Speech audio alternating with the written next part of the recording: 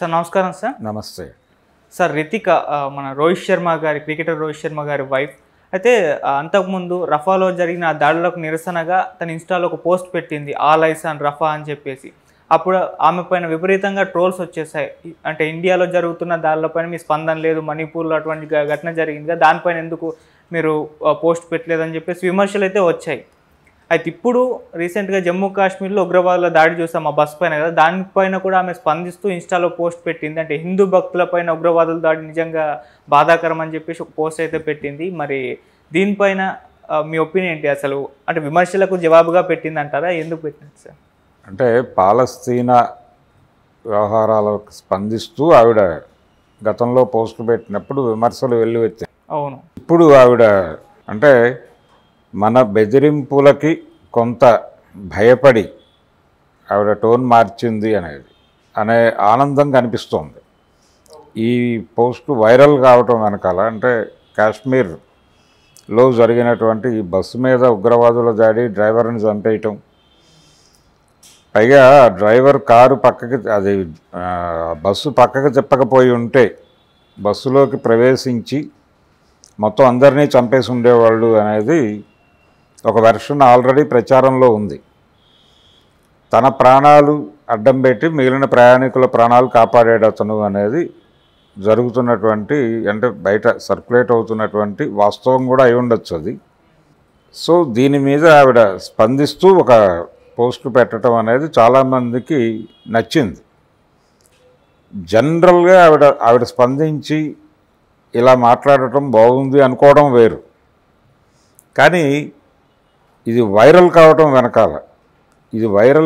వెనకాల దీన్ని వైరల్ చేయటం వెనకాల ఎవరైతే ఆవిడ మీద గతంలో దాడి చేశారో, ఆవిడ పాలస్తీనా మీద మాట్లాడినప్పుడు ఎవరైతే దాడి చేశారో వాళ్ళు ఆనందపడ్డారు అనేటువంటి అభిప్రాయం కనిపిస్తుంది.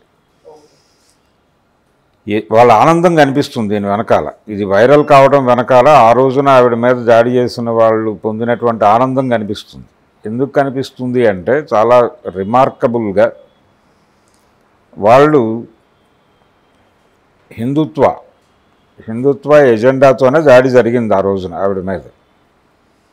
మణిపూర్ వ్యవహారాల మీద ఆవిడ స్పందించినా ఆవిడ పట్టించుకునేవాడు కాదు, అది కూడా దాడి జరిగే ప్రయత్నమే. అంటే అది హిందుత్వ ఒక ప్రోగ్రామ్గా చేసినటువంటి దాడులు, చర్చిల మీద దాడులే, దాని మీద స్పందించినా కానీ ఆవిడ మీద దాడి జరిగి ఉండేది.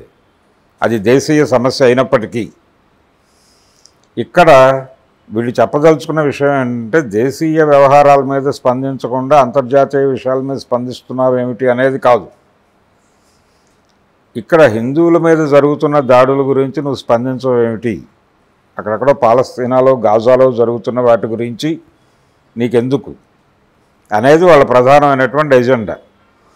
పైగా ఇక్కడ మనకు వ్యతిరేకమైనటువంటి వాళ్ళ మీద అక్కడ దాడులు జరుగుతుంటే ఇక్కడ ఒక మతాన్ని శత్రువుగా చూపించడం అనేది జరుగుతోంది. హిందుత్వ పర్టికులర్గా ఇస్లాం గొడవలు జరుగుతున్నాయి గాజాలో, దాన్ని ఎందుకు మీరు హైలైట్ చేస్తారు అనేది ఆవిడ మీద దాడి చేయడానికి కారణం. ఇస్లాంని ఎందుకు హిందుత్వ ప్రధానంగా విలన్గా చూపించే ప్రయత్నం చేస్తోంది ఈ దేశంలో అంటే ఇప్పుడు ఈవిడ సరెండర్ అయినట్టుగా భావిస్తున్నారు.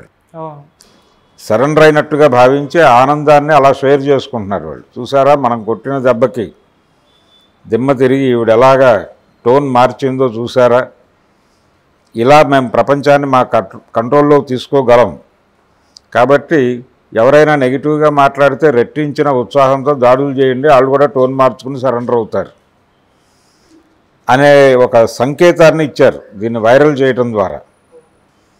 ఇది ప్రోగ్రాం. ఎందుకు వాళ్ళు ఇస్లాంను బూచిగా చూపించాలనుకుంటున్నారు అంటే వాళ్ళకి ఇస్లాం ఏదో చేసేయాలనే ప్రోగ్రాం కాదు. ఈ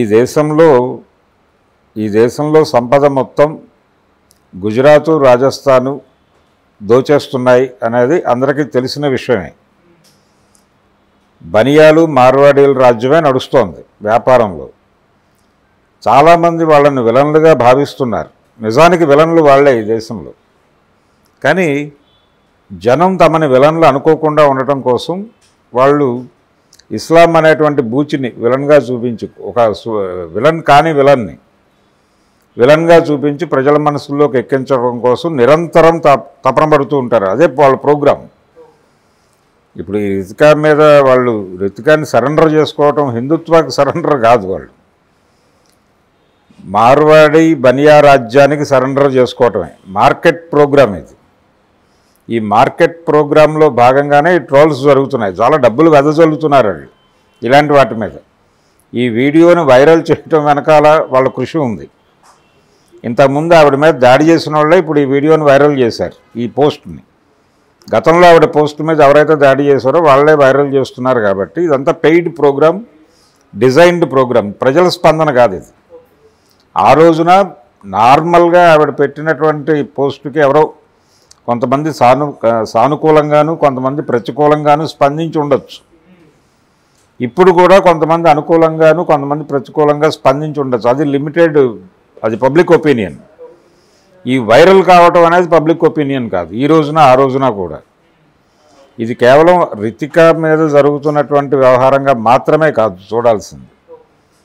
ఈ దేశంలో బనియా మార్వాడి వ్యాపార సామ్రాజ్య విస్తరణ కోసం సోషల్ మీడియాలో పనిచేస్తున్నటువంటి గ్రూప్స్, వాటి తాలూకా ప్రభావం, అవి ఎలా బెదరగొడుతున్నాయి, జనాల్ని ఎలా సరెండర్ చేసుకుంటున్నాయి, ఎలా సెలబ్రేట్ చేసుకుంటున్నాయి లొంగిపోయినటువంటి వాళ్ళని. అంటే ఆవిడలో ఆ మనసు ఉండి ఉండకపోవచ్చు, ఆ అభిప్రాయం ఉండి ఉండకపోవచ్చు.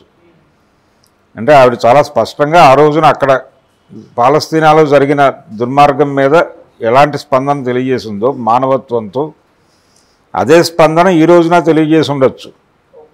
కానీ దాన్ని లింక్ చేసి ఈవిడ లొంగిపోయింది అని చెబుతూ దీన్ని ప్రమోట్ చేయటం, దీని మీద వార్తలు రాయించటం, ఇదంతా ప్రోగ్రామ్గా జరుగుతోంది. ఇది వాళ్ళ వ్యూహం. అందుకని ఇస్లాంని బూచిగా చూపించటానికి, ఇస్లాం వ్యతిరేకులుగా జనాల్ని మార్చటానికి, అలాగే ఎవరైనా సానుకూలత ఉంటే వాళ్ళు మేము ఇది బహిరంగంగా మాట్లాడటం తప్పే అని అంగీకరించేలాగా, వాళ్ళు అంగీకరించకపోయినా కానీ అంగీకరించినట్టుగా బుకాయించి వాళ్ళని కంట్రోల్లోకి తీసుకునే పద్ధతిలో బిహేవ్ చేయటం, ఇది ఒక వ్యూహంగా హిందుత్వ అంటే అది కేవలం బనియా మార్వాడి వర్గం మాత్రమే. వాళ్ళు ఆ పనిలో ఉన్నారు, వాళ్ళు చేసినటువంటి ప్రోగ్రాం ఇది. ఓకే. అందుకని దీని పట్ల ప్రజలు అప్రమత్తంగా ఉండాల్సిన అవసరం అయితే ఉంది దేశవ్యాప్తంగా. పైగా వాళ్ళు భారతీయత అనే పేరుతో ఏంటి ఇక్కడికి వచ్చి ఇక్కడ వ్యాపారం చేసుకునే వాళ్ళు ఉన్నారు కదా, వీళ్ళని ఎందుకు దెబ్బ కొడుతున్నారు మీరు అని అడిగితే, ఇది భారతదేశం, మనం భారతీయులం అని దేశభక్తి మాట్లాడతారు. అది ఆ దేశభక్తి చాటున దోపిడీ జరుగుతుంది. దేశభక్తి చాటున, మతం చాటున, ఈ రెండింటినీ అడ్డం పెట్టుకుని వాళ్ళు దోచేస్తున్నారు జనాల్ని.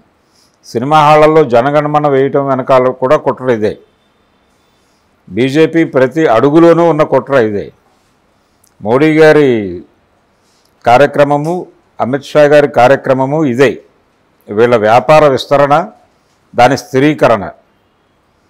మొన్న ఎన్నికల్లో బీజేపీకి వ్యతిరేకత కనిపించడానికి కారణం కూడా ఇదే. చాలామంది ఈ సఫరింగ్లో నుంచే బీజేపీకి ఓటేయడానికి జంకారు అన్ని చోట్ల. ఉత్తరప్రదేశ్లో ఓడిపోవడానికి కారణం కూడా అదే.